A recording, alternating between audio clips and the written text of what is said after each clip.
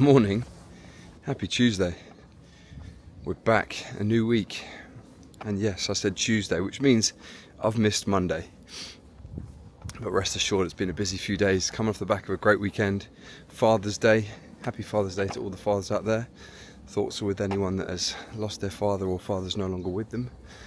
It was a very special day for me with the kids for the first half of the day. And then my dad, and then lots of reflection on being a dad. I actually spent the afternoon with Chad and a few friends at Kind of Music in Gunnersbury Park, which was a lot of fun. The weather was fantastic, the music was sensational. But it was a very late night on Sunday, which meant yesterday I was playing a little bit of catch up on energy and a few other things, but a good start to the week. First day for our new COO, Adit. You're probably going to be seeing or hearing more about him over the coming weeks and months, but that was very exciting. Got my run in week 2 of this Berlin marathon block. Feet were a bit tired and blistery from the rave, two-stepping my way through the afternoon into the night. Yeah, another busy week. The weather is sensational, which is making everything a lot easier here in the UK. That's all to report. Oh yeah, Athex on Saturday. Big up the Welsh crew. Had a lot of fun down in Newport. Lots of great feedback. So all good things.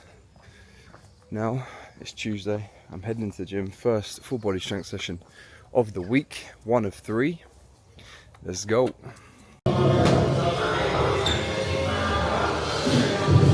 You saying? Been antisocial? Huh? You been antisocial? Oh right, I didn't realise you recorded.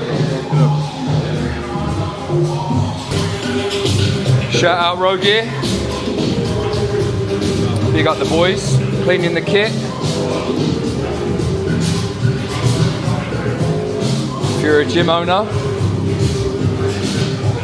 these are the boys you need to check out.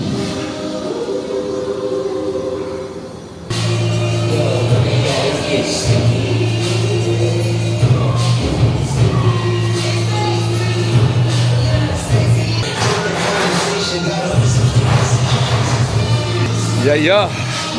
Session 2 for the day. 20k zone 2. This is one of my off-peak conditioning pieces. Easy work. Building an aerobic base. Something I'm going to need a lot of come Berlin. Job done. Training, Johnny boy. This is a muscle snatch. Now just doing a bit of Muscle snatch and a little pump. What are you training, Chad? I need a deload for the 4 program because I need a deload. Why? Always need a deload. Every weekend? Maybe a little one. Yeah, little done. What about you, Eminem? What you hitting? Just finish the... Just tonight, I'm cleaning out my closet. You're not going to take me seriously, Ollie. Dan.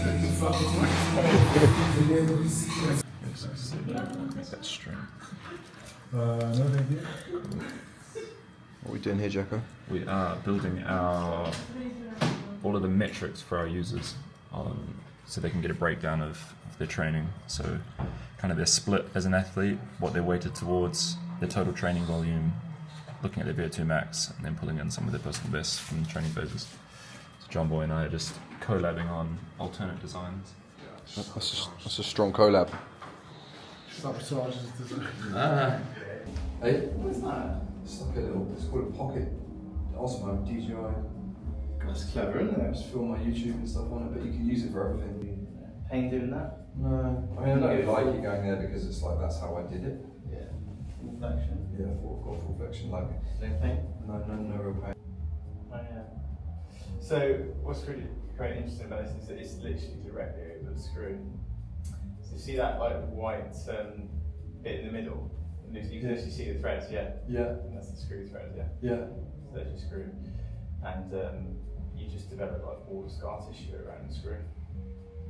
Because you've got your pes anserin, which is your hamstrings. Yeah. So, do you know about the pes anserin or not? No. So basically like your hamstrings come round and then they attach into the area just here. Right.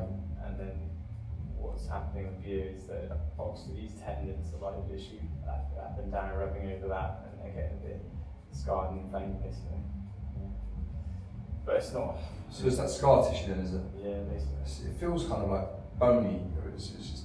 Well, if you like there's the screw there, so you Yeah. see the Yeah. head, and then that's normal. So Yeah. we come here, you've got screw, and then it goes back to normal again. Yeah. So when we're directly on it, Yeah. you're actually on the screw, but over the top of it is just hard soft tissue, hard scar tissue. Okay, fine. That's what it is.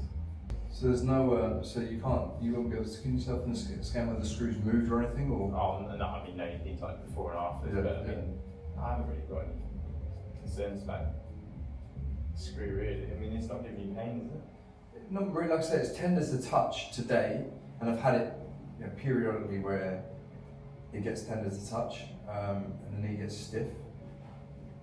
It's just like last night, jiu-jitsu, like into flexion, it was really painful, but it might just be because I've knocked it or something's happened. Well,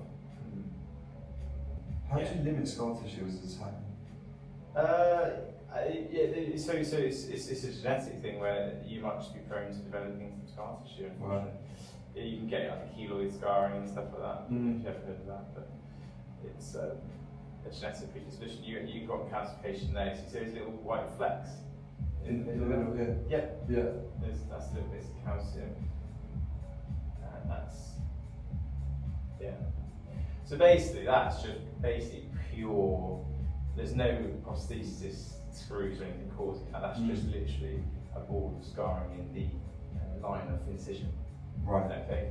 I mean, that is literally like nothing you can bother doing about that. You can try doing some massage gun stuff, break it down a bit, but it's going to be, it'll be that forever. It's not a big deal. Yeah. This one is more to do with the screw causing the irritation, which then causes the scar tissue. Yeah. But the risk you've got there is if you start trying to do anything about it, it could be quite major. It's not as easy as to take out a screw. You know, it's quite, that's significant implication. So if it isn't bothering you, I'll just leave it alone. Yeah. Okay. Because it's just, I mean, I've had people who like, they're like, I really want to get the metalwork removed, and they go and get it removed, they get an infection, and then they're just, Okay. so. Does obviously I've got another fair few years of wear and tear happens to this knee with running and what have you. Yeah. Is there anything that I should be doing or concerned about? That, Oh yeah, look at that. Look at that. Yeah. So I'll just keep using that. So that's just purely calcified scar tissue from the incision, just genetically. That's what happens.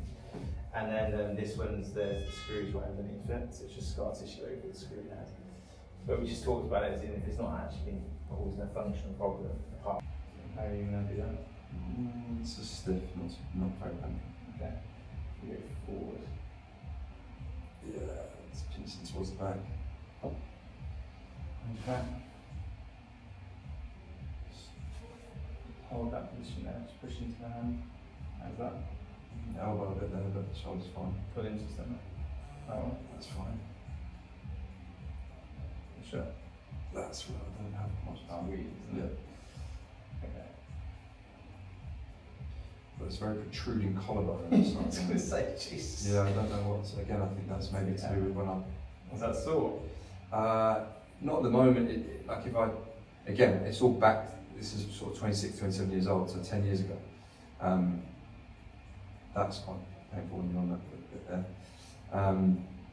So I don't know what I did to my collarbone at the time. It's very different to my right. So the actual STJ, which is sternoclavicular joint, so that's your actual breastbone joint. It's good, which is really good because that can get operative. So that's actually positive.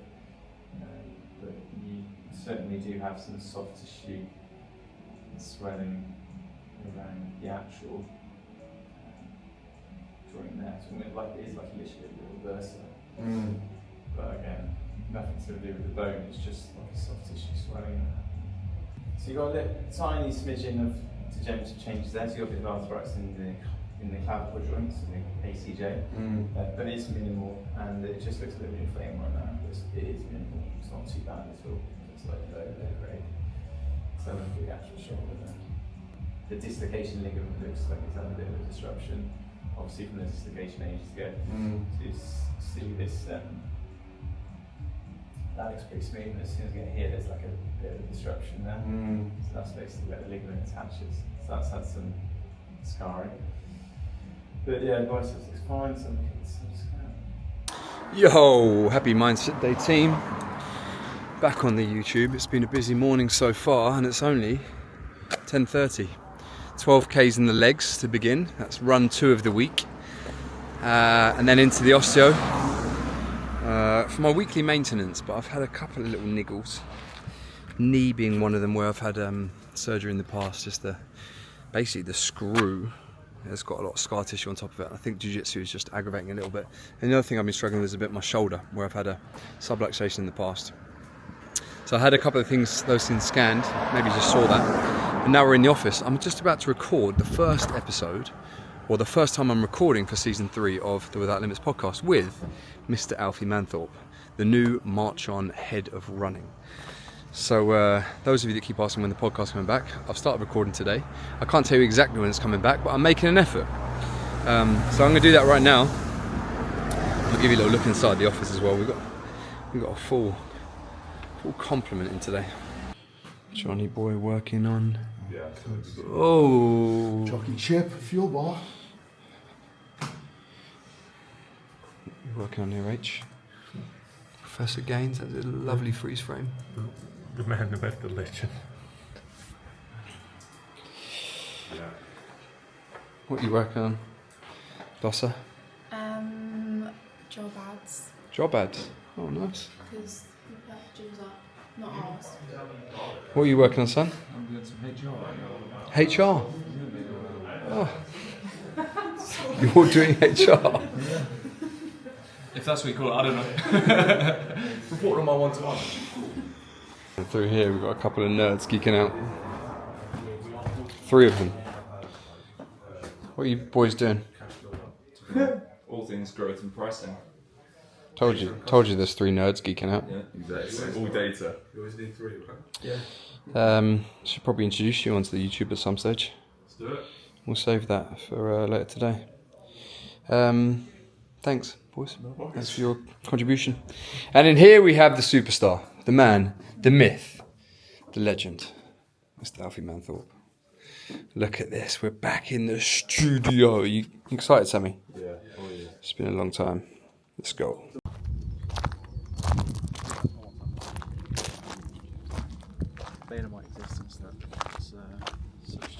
What are we doing, Sammy? We are getting a bit of content with the main man, Alfie Manthorpe. What's the plan? We are, I don't know what sort of distance, how long would you say that is from the start of that gate to here? It's probably about a K. Yeah, probably about a K, so we've got a nice straight K, a few walkers on the road, but we should be able to dodge them. We've hired a nice automobile to Yeah, the wagon. the wagon. The Harrison on the camera. Big H. Hey, He's going to sit out the back of the boot. here he is. Look at this bright blue sky. Don't get this in Sheffield, do you? Do you, Ralph? Hey, Fortunately not. bit of British countryside down here. Right, I'll see you boys in a bit. Elements to it that we should add Yeah, fine. to it. So that's where this is. Yeah. So within that gymnastics, this would stay to things that we see in more local competitions like toaster bar. So there needs to be like a robust path where if people want to learn the snatch or they want to do high school gymnastics, they'd be able to integrate that into this program and then be able to move to this program.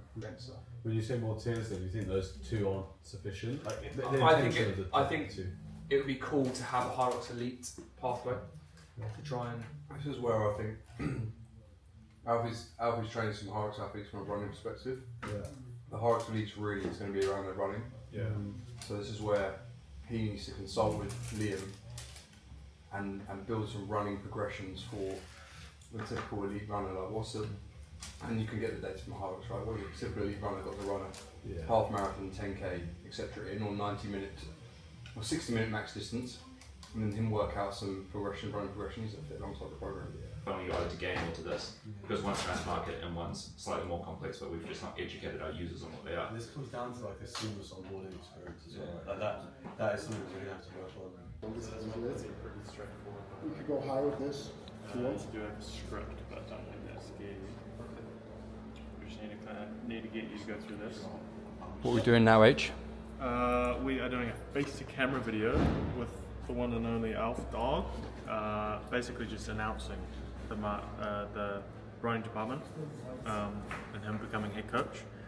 So he's got a script, Alpha, actor Alfie. So do you want me? And that naturally just leads to our positioning statement, which is like we are that premium performance lifestyle ecosystem, like blending these things together into one place so driven people can pursue a life without limits.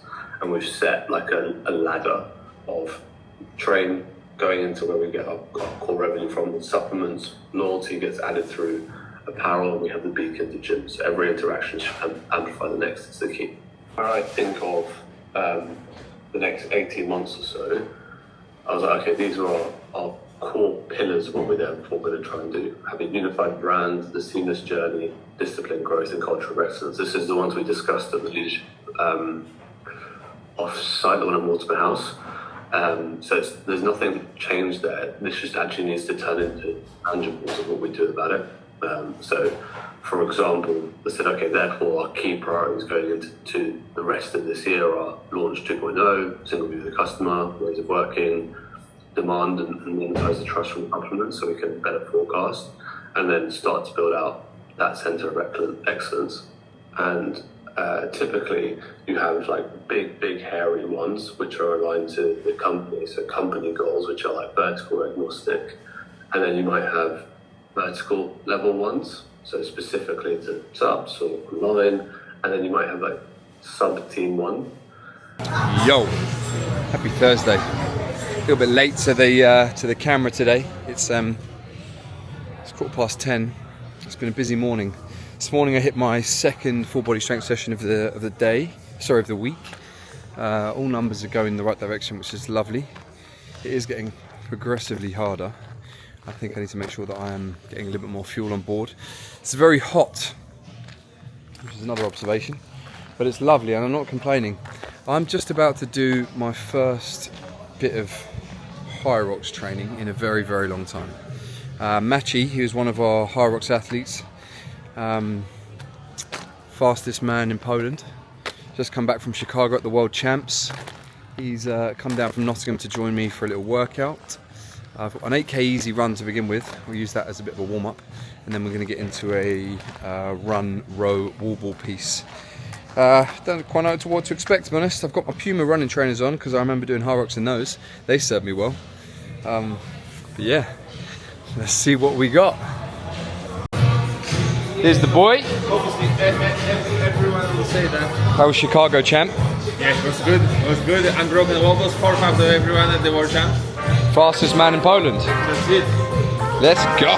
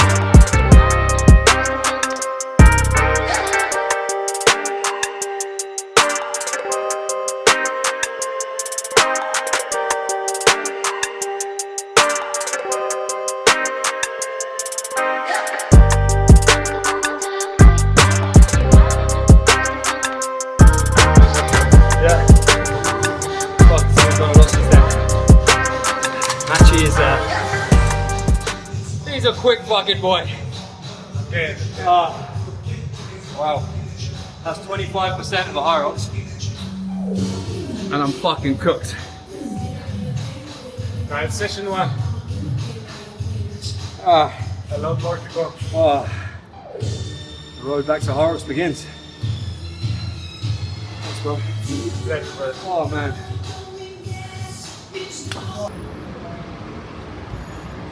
Yo, I'm in London. Just about recovered after that little 20-minute workout with Machi. Fucking hell. I am not Hyrox fit. Anyway, good to get that in. He enjoyed it. Weather was lovely. I did enjoy it. It did just show me how far I'm off the pace with these top Hyrox athletes. Not that that's been a focus for me, but it does show you how quickly sports move on when people are solely focused on it. But yeah, good to see the levels. We went for some lunch in the sunshine. Now I'm up in London. I've got to register with the Australian Embassy so that we can get our products into Australia.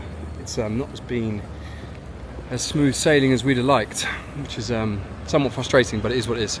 You learn something new every day in this business, and we can't. Yeah, so our products have been shipped into Australia. Some have been accepted, some haven't, and I believe I need to now register something with the embassy. So I've got my marriage certificate, I've got my passport. Hopefully that is sufficient. Going to get that done, and then I'm at an event this evening or this afternoon in Selfridges, Ultra Human, which is a bit like a Aura competitor, Whoop competitor, that kind of vibes. Wear a ring. I'm going to their launch evening in Selfridges, so that should be fun. It's bloody boiling. It's glorious. That's all I got for you. See you soon.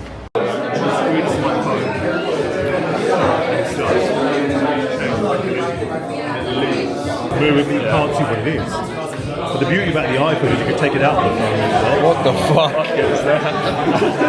What? Oh, I think you know what to do. Front, we have a hackathon.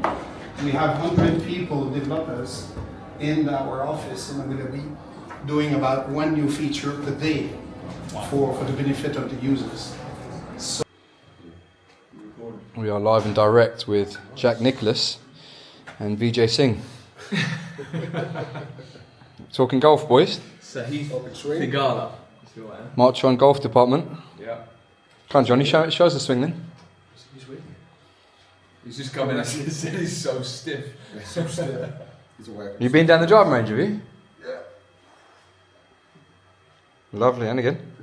That is honestly like a 45-year-old's golf swing, that isn't it?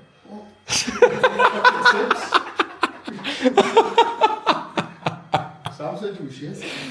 I am shit, but I'm not as shit as you. I'm not saying I'm good.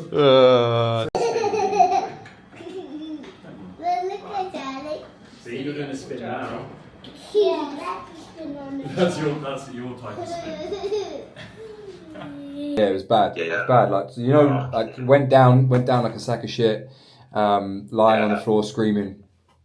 So for 4 weeks I couldn't really do anything. I did all the rehab, and I was really diligent with the rehab because I think it was just a bit of a wake up call to like, one, I can't just go and sprint at a track when I've just been plodding around for the last 4 months.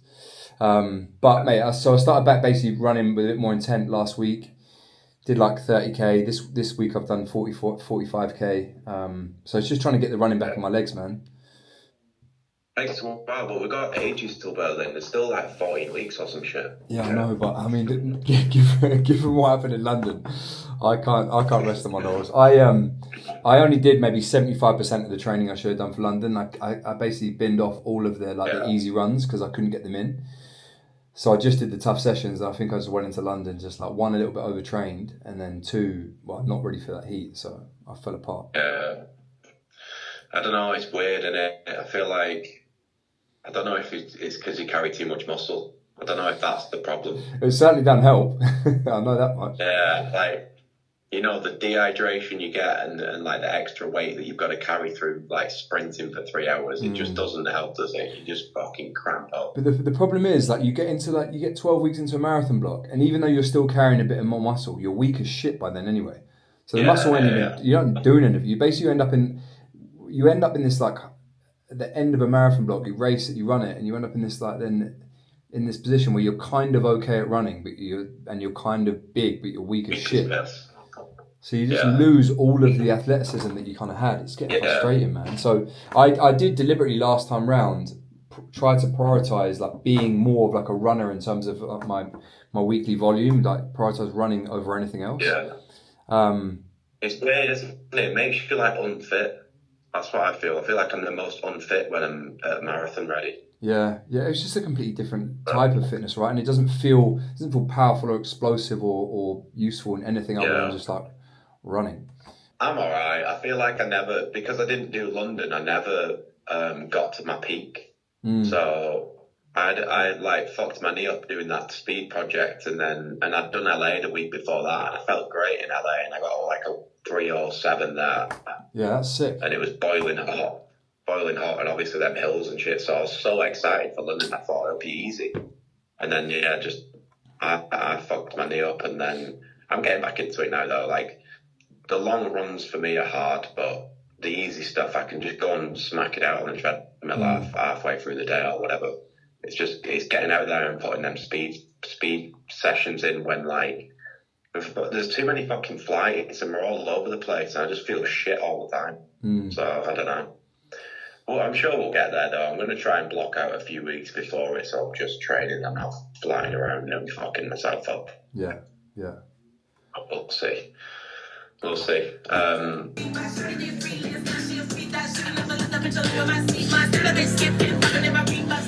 What's going well, come on, give me your attention. Charlotte, why don't you just tell the camera who you are first? This is your moment. That's your entrance music. I am. That is not. I'm one of the coaches at Marchon HQ, and also. When you running from? Yeah. I'm actually the. How did I word it yesterday? Head of strength for the Marchon running. Alfie's line manager, he said. No, it's not my Insta bio.